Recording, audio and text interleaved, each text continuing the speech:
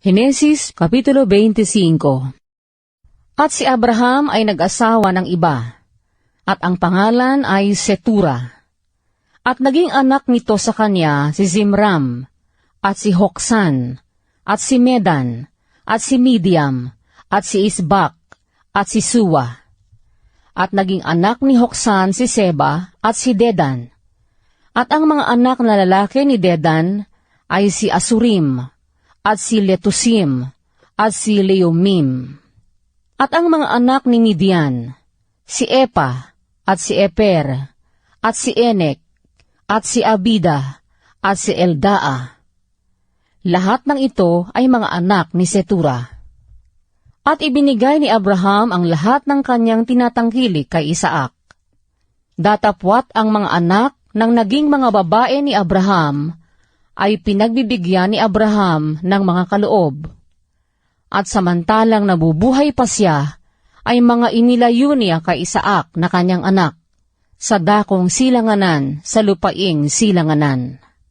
At ito ang mga araw ng mga taon ng buhay na ikinabuhay ni Abraham, 175 taon. At nalagot ang hininga ni Abraham, at namatay sa mabuting katandaan, matanda at puspos ng mga taon, at nalakip sa kanyang bayan. At inilibing siya ni Isaac at ni Ismael na kanyang mga anak sa yungib ng Makpela, sa parang ni Efron na anak ni Zohar na Heteo, na nasa tapat ng Mamre. Sa parang na binili ni Abraham sa mga anak ni Het. Doon inilibing si Abraham at si Sarah na kaniyang asawa. At nangyari, pagkamatay ni Abraham, na pinagpala ng Diyos si Isaac na kanyang anak, at si Isaac ay nanahan sa tabi ng Beer Lahai-Roi. Ang mga ito nga ang salid-saling lahi ni Ismael, anak ni Abraham na naging anak kay Abraham ni Agar na taga-Ehipto, na alila ni Sarah. At ito ang mga pangalan ng mga anak ni Ismael, ayon sa kani-kanyang lahi. Ang panganay ni Ismael ay si Nabayot, at si Sedar, at si Adbeel, at si Mibsam, at si Misma, at si Duma, at si Maasa, at si Hadad, at si Tema, si Hetur, si Napis, at si Sedema.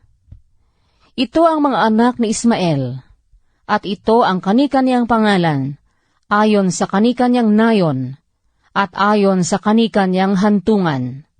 12 pangulo, ayon sa kanilang bansa. At ito ang mga naging taon ng buhay ni Ismael, 137 taon, at nalagot ang hininga, at namatay, at siya'y nalakip sa kanyang bayan. At nagsisitahan sila mula sa Habila hanggang sa Shur, na natatapat sa Ehipto, kung patutungo sa Assyria. Siya'y tumahan sa harap ng lahat niyang mga kapatid. At ito ang mga salid-saling lahi ni Isaac, na anak ni Abraham. Naging anak ni Abraham si Isaac. At si Isaac ay may 40 taon nang siya'y mag-asawa kay Rebeka, na anak ni Betuel na taga-Syria sa Padan Aram, kapatid na babae ni Laban na taga-Syria. At nanalangin si Isaac sa Panginoon dahil sa kanyang asawa, sapagkat baog. At nadalanginan niya ang Panginoon, at si Rebeka na kanyang asawa ay naglihi.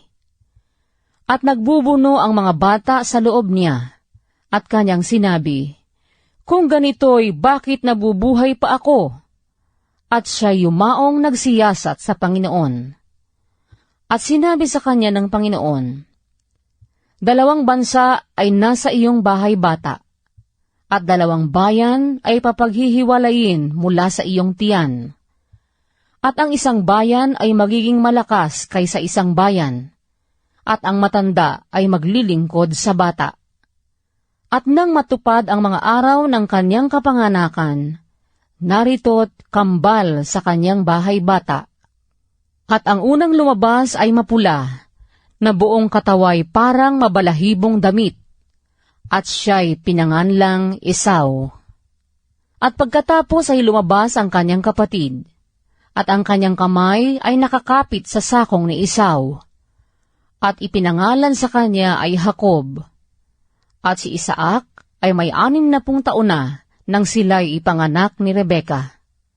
At nagsilaki ang mga bata, at si Esau ay naging maliksi sa pangangaso, lalaki sa parang, at si Jacob ay lalaking tahimik na tumatahan sa mga tolda. Minamahal nga ni Isaac si Esau, sapagkat kumakain ng kanyang pinangangasuhan, at minamahal ni Rebeka si Jacob. At nagluto si Jacob ng lutuin, at dumating si Esau na galing sa parang, at siya'y nang lalambot. At sinabi ni Esau kay Jacob, "Ipinamamanhi ko sa iyo na pakanin mo ako niyaong mapulang lutuin, sapagkat ako'y nang lalambot."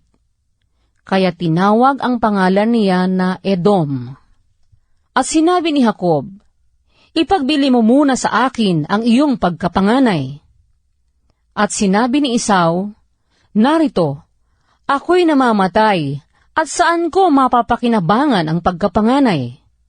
At sinabi ni Jacob, "Isumpa mo muna sa akin." At isinumpa niya sa kanya, at kanyang ipinagbili ang kanyang pagkapanganay kay Jacob. At binigyan ni Jacob si Esau ng tinapay, at nilutong lentehas, at siya'y kumain, at uminom, at bumangon at yumaon. Gayon ni walang halaga ni Esau ang kanyang pagkapanganay.